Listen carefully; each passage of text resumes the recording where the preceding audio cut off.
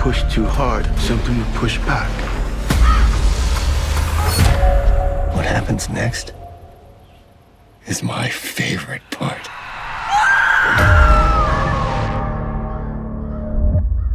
So it's been only 437 days since the last time we have seen From on our screens. Yeah, I know, I haven't been counting too. So we got first teaser, and yes, it's not a very informative one, but we finally have an official date for season 4, which is April 19. Mark your calendars, we're gonna go back to Fromville with our Fromville. We're gonna also do some dissection theories and of course looking for clues. Now I found in this teaser, which is not very informative, but you know me, I'm gonna find everything I can, we have 18 scenes here. And as far as I can see, most of them are connected somehow. And we're gonna start with Boyd here. He is coming to the colony house porch and he's looking somewhere through his binoculars. Now let's look at a map that I found here on Facebook. Thank you, some random Facebook user. He is looking somewhere straight from the porch. And if we're gonna look at the map, the straight line will lead us somewhere to the town. Now if you remember season 1, here Boyd was looking through his binoculars to the colony house and he was standing right next to the pool and the diner was behind him. So let's place those two scenes on the map. Now I also think that this is somehow connected to the next scene in the teaser. We can see that Sarah here is looking down the pool. She's standing right next to a lot of people, a lot of NPCs, and they all pretty horrified, surprised that something pretty terrifying probably happened again, just like something that happened to Dale in season 3. So it is possible there was something horrifying, somebody screamed, and everybody got out to check what the hell happened. Sarah, Boyd, and probably everybody else in this town. Now here we have Randall. Has been working out the same way he did in the end of season 3.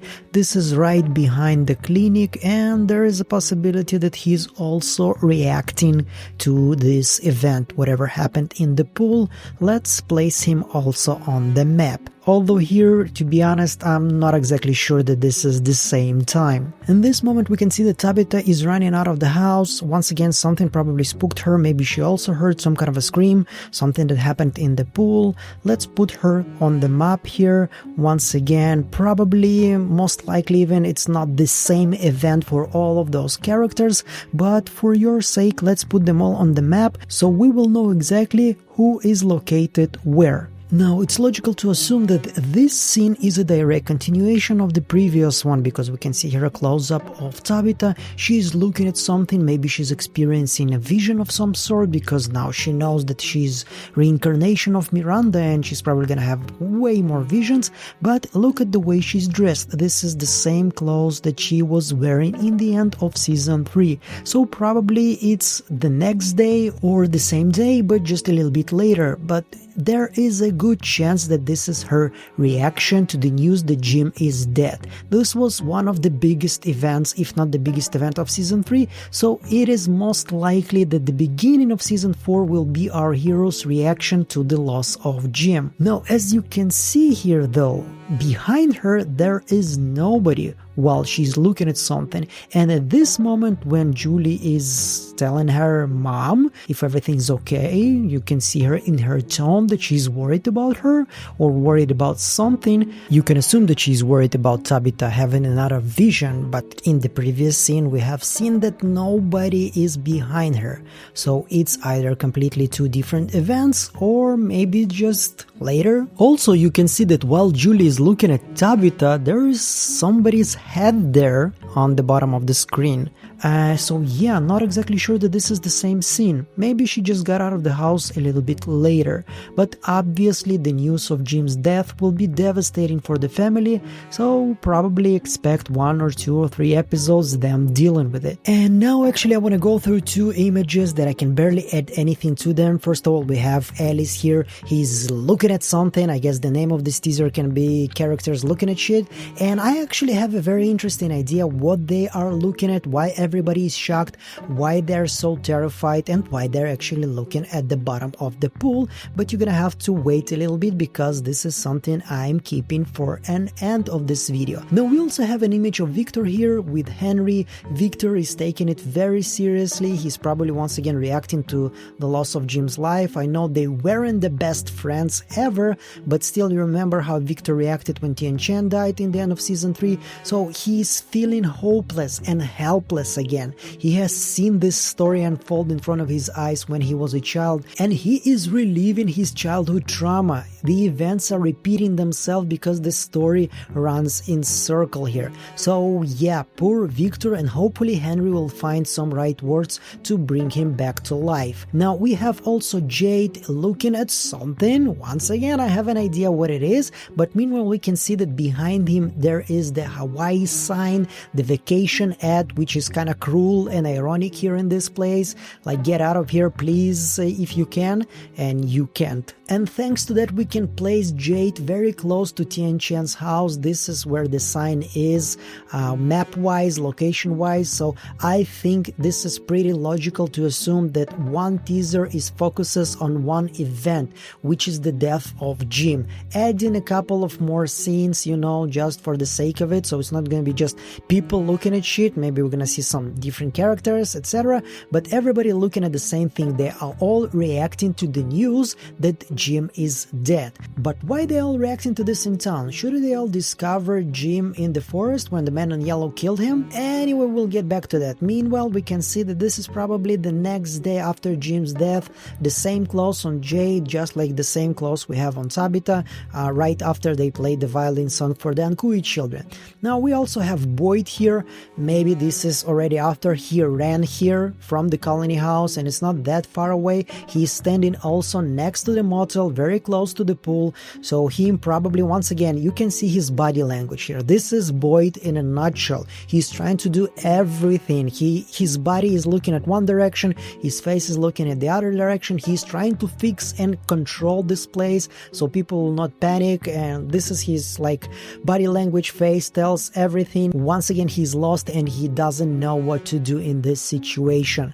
And we have Christy here. She's looking at someone and she's doing, you know, some horsey sounds like because she, as a doctor, doesn't really know what to do in this situation. Now, I thought maybe this is her looking at Boyd. We see that she is looking at a black man, and we have only Boyd and Elgin there, but Elgin, as far as we know, since the actor is confirmed for season 4, he's probably gonna stay alive somehow, and maybe, you know, what Sarah did to him is not gonna finish him.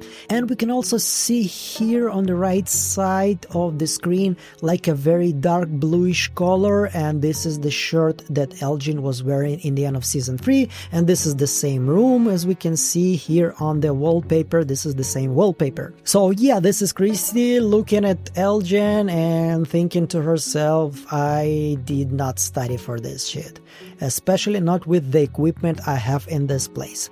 And we also have Fatima here, and once again, this is just an intuition. I don't have any clues here, but it kind of feels like she's experiencing some vision, something mystical. Maybe she's gonna see the lady in the kimono. We didn't kill that bitch, so she's probably somewhere there still trying to hunt her. So my guess what happened here, she came to this place. We can see that this is the same room where she married Alice, and the decorations are still there, and suddenly her reminiscing and being nostalgic about this is being interrupted by something ominous that she's feeling there, and this is probably the presence of the kimono lady. Also, we have a new character, some pastor girl, and we can see that she is in the hospital, the same 1, 2, 3, 4, 5, 6 numbers that were next to the bed when Toby was killed in the beginning of season 1, if you still remember Toby. And let's see what is written about her on IMDb. The 4th season of MGM Plus sci-fi horror series From is currently filming in Nova Scotia, aiming for a 226 premiere, and Deadline has reported that the show is getting a new series regular character for this new batch of episodes. She is Sophia, a sheltered and vulnerable pastor's daughter, and she's played by Julia Doyle, whose credits include Hell of Summer and Astrid and Lily Save the World. I don't know about you, but I always thought that From is missing some crazy religious person, like a fanatic, like a somebody who is completely into dogmas and everything. Usually they're very annoying, but also they make very entertaining villains. And since she's in the hospital, she's not in the house, she's not in the colony house. Obviously colony house with their lifestyle is not for her, but we can see some scratches on her neck. And one of the names for the leaked names for the episode, there are no leaked episodes, thank God, is actually called Arrival. So her arrival probably gonna be a violent one, but as we can see, she's gonna escape the monsters or whatever it is that attacked her, and now she's being treated in the hospital. We can see the Bible next to her, there's a cross, so she's very religious. I have a very Sarah vibe from her. Like, we remember that Sarah was saved by Nathan from something, some serious relationship. Once again, it also gave some kind of a culty vibe. Like, she was a part of some community that probably didn't really want her to leave. I don't know, this is me already speedballing here, but, this is just the vibe that I got from her conversation with Christy in season 1. So, yeah, maybe it's gonna be somehow connected to Sarah's past. I mean, we got Christy's lover, fiance here, so maybe also something for Sarah? Who knows? Now, this image is just interesting because we see that Donna is actually gonna arrive to the village from season 3. She's looking at one of the big talismans or voodoo dolls, whatever you want to call them, and she's just looking, surprised, a little bit shocked.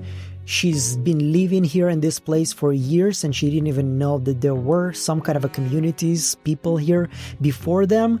Or all of the fans for the theories of Donna being, an inside man / woman here, maybe she's recognizing them, maybe she's seen something like this already before, which would be very interesting. And now let's get to the juicy part. We have the zombies walking. No, actually I'm kidding. Of course it's not a zombie. I really hope this is not gonna become a zombie show, suddenly Walking Dead or something like this. But we can see that Boyd is sitting probably next to his wife's grave. This is a very similar location. His jacket is behind him. He usually comes there to think, to talk to her, to feel like he's not alone, and she's buried there. So once again, you know that this place wants to terrorize Boyd, to make him go completely insane, to lose hope, to break him, as they said. And when your wife is grabbing your hand from the grave, this is something that can break mentally and psychologically everybody. I kind of feels like, like a female hand. I'm not 100% sure. I'm not an expert in female / male hands, but it kind of looked like a female hand. And once again, who is buried there? His wife. So who can rise from the dead there is obviously his wife, but I think it's more of a vision. It's something that will pass pretty fast, the same way as Jade was seeing the Civil War soldier. And my favorite part of this teaser is Douglas E. Hughes comes back as the Man in Yellow, and he completely steals the show in this teaser. His smile in the end was terrifying, and he is definitely a great villain. And he is saying to somebody while he is crouching there, he's saying to somebody, what happens next is my favorite part.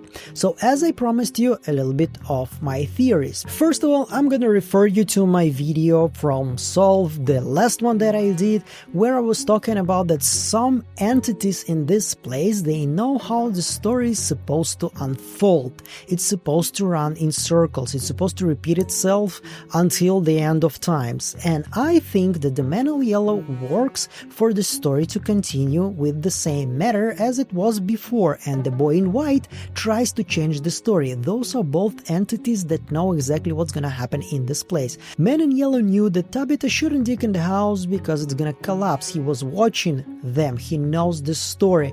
And Boy in White knew exactly that the house is gonna collapse, and this is why he sent Victor there to meet Tabitha in the end of season 1. So those are the two entities that know the story. And now, as it was confirmed by creators, we are on the finish line. Everything, the first 3 seasons were just like a prologue to the main story. This is where it all starts. Season 4 and probably 5 are gonna be completely different vibe-wise. It's gonna be less mystery, it's gonna be more answers, it's gonna be more events, and it's gonna be less, we're gonna have to talk about this. So yeah, the reason why the Man in Yellow is excited, because now everybody is supposed to die. This is the end of the story, and as we know from Victor's past, and as we know from Victor's childhood, everybody, or at least almost everybody, is supposed to die, and this is why Man in Yellow is very excited. Now, I think also that he is not talking to future Julie here. It is possible, it is more likely, but if he is talking to Jim's body and he's about to grab it, okay, because if you remember when Julie, future Julie, was being thrown to the ground, she was not just laying there, she already started to get up. And when Man in Yellow killed Jim, she was screaming. So if he would be crouching here and talking to her, they would be on the same eye level. She wouldn't be that much lower than him. And now to my crazy theory, if he's talking here to Jim's body, so the next part that he's actually going to enjoy, he's gonna grab his body, he's gonna throw it in the portal tree, and it's gonna appear in the bottom of the pool. And this is what everybody was screaming about, running, trying to check and looking at. They were seeing Jim's completely torn and killed that body in the bottom of the pool. Yeah, I actually hope I'm right, because this is gonna be a very crazy beginning for season 4. And what can make this moment even more terrifying, if present Julie will find them and will see how the Man in Yellow grabs Jim's body and throws him into the portal tree, and she will be traumatized for life. Like, it's not enough to see your father brutally murdered, she will see something even more horrifying than that. So yeah, this is my crazy theory, let me know what you think about this. And the last shot, it's obviously not from the TV show, it's just an outro that they did for this teaser, and we can see the forest here is upside down. And once again, I really hope I'm not trying to use some bias confirmation here, but yeah, remember my video when I was talking about how exactly I think this world is structured? Like, there is a layer of our world, and there's a layer of Romville, and there's a layer of Spirit World, and maybe this is just a hint. I really hope it's not going to be an upside down from Stranger Things, it's not going to be a ripoff of this TV show from Netflix. I really hope so, and we're going to see something way more original than that. That's a wrap, and this is how you analyze a teaser with no fucking information. Thank you for watching. I want to thank everybody who supports me on Patreon, on YouTube. Your donation, your financial support is what makes this channel possible. If you want to support what I do here, you will find all the necessary links in description and in the pinned comment. Thank you so much. I'm gonna see you on the next one. Meanwhile, bye.